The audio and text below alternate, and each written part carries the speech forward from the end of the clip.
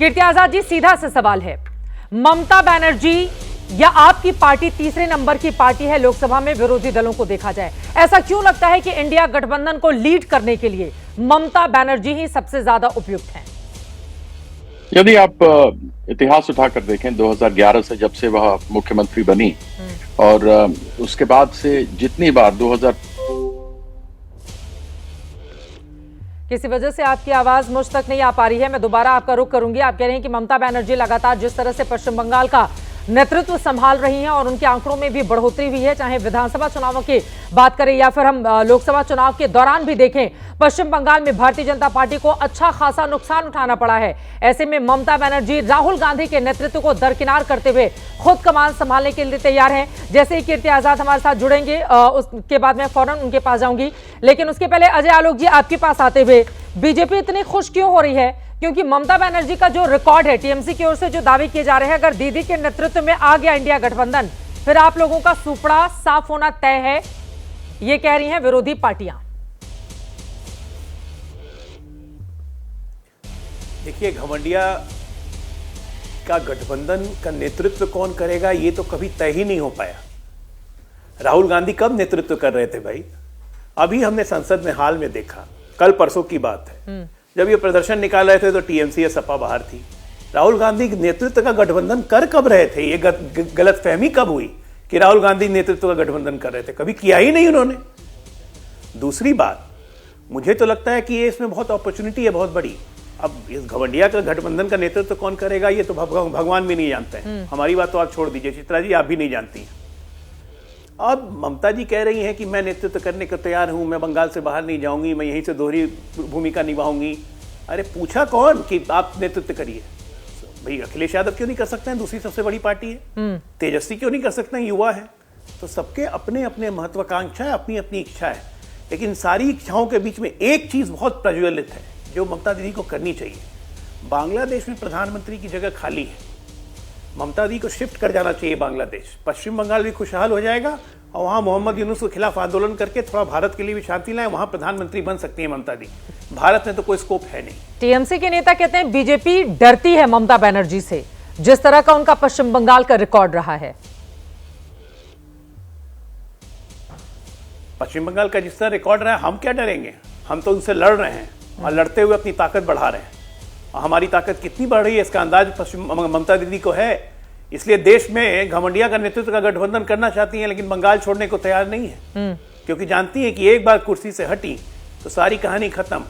जितने लोगों को रोहिंग्या बांग्लादेशियों को बसाया हुआ है ना, वो चुन चुन के इन्हीं के पीछे पड़ेंगे। मैं तो कह रहा हूं अभी भी मौका अच्छा है।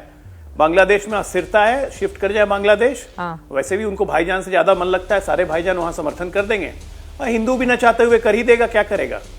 आशुतोष वर्मा जी बन जाएंगे। अब ठीक है, समाजवादी पार्टी का पक्ष जान लेते हैं। महारानी होती है ना। ठीक है, आशुतोष वर्मा जी, समाजवादी पार्टी ने ममता बनर्जी के नेतृत्व का समर्थन किया है।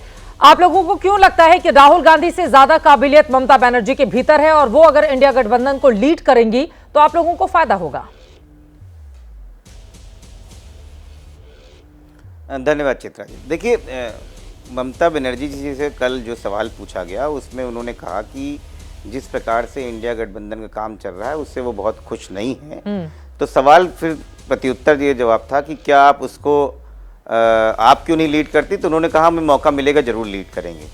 उन्होंने कभी भी ये नहीं कहा कि जो इस समय जो है उसको काम नहीं कर रहा है उसको हटा के मैं लीड करूंगी। अब मीडिया को इसमें मसाला मिल गया है और वो इंडिया गठबंधन में एक बड़ी दरार के रूप में देख रही है। वस्तुतः ऐसा कुछ है नहीं। पहली बात तो ये समझना चाहिए कि ममता जी इस पूरे इंडिया अलायंस की वो रीढ़ हैं जिन्होंने इस इंडिया अलायंस को बनने से लेके आज तक के पूरा साथ दिया है। अब क्योंकि इंडिया अलायंस में कुछ ऐसी बातें हुई हैं जिसको लेके हम लोग विचार विमर्श कर रहे हैं कि लगातार एक सबसे बड़ा जो घटक दल है कांग्रेस पार्टी, उसने चाहे मध्य प्रदेश हो, चाहे राजस्थान हो, चाहे हरियाणा हो, चाहे महाराष्ट्र हो, उसमें एकजुटता नहीं दिखाई है और सहयोगी दलों को साथ में नहीं लिया।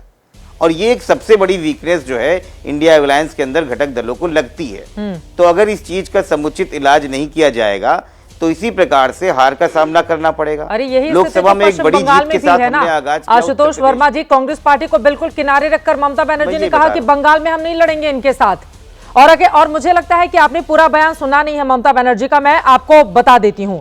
उन्होंने नाराजगी जताई जिस तरह से हरियाणा और महाराष्ट्र के रिजल्ट बीजेपी के पक्ष में गए हैं। इंटरव्यू के दौरान उन्होंने कहा कि मैंने इंडिया गठबंधन बनाया है, इसका नेतृत्व करने वाले इसे ठीक से नहीं चला सकते। आप सुनिए उनके शब्द क्या हैं। तो मुझे आप मौका दें, मैं बंगाल से ही गठबंधन का नेतृत्व करने के लिए तैयार हूं। वो बोल रही हैं कि नेतृत्व करने वाले ठीक से नहीं चला रहे हैं। आप कह रहे हैं कि नहीं, उन्होंने किसी पर निशाना नहीं साधा है, उनका सीधा निशाना यहाँ पर कांग्रेस पार्टी और राहुल गांधी पर। चित्रा जी, मैं उसी बात पे आ रहा हूँ। इंडिया गठबंधन की नींव का मेन मकसद क्या था?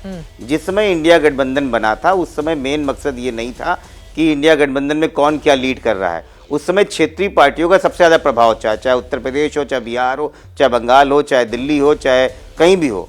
इस समय कांग्रेस की उतनी बड़ी सरकारें नहीं थी देश में वहां पर क्या, लेकिन उसमें क्षेत्रीय पार्टियों का ये जरूर दबदबा था कि हमें जहां पे लड़ाई लड़नी है, जहां पे जो मजबूती से भारतीय जनता पार्टी को रोक सकता है, उसको वहां पे साथ में लेना चाहिए। और वो चाहे बंगाल में दीदी ने किया हो, चाहे उत्तर प्रदेश में अखिलेश यादव ने किया हो, हम लोग ने भारतीय जनता पार्टी को वहां पर रोका है।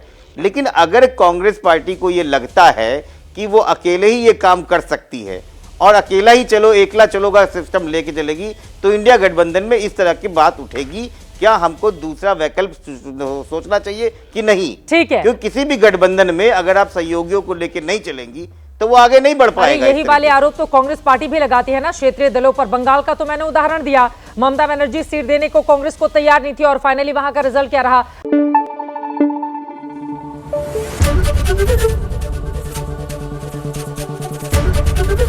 एबीपी न्यूज आपको रखे आगे।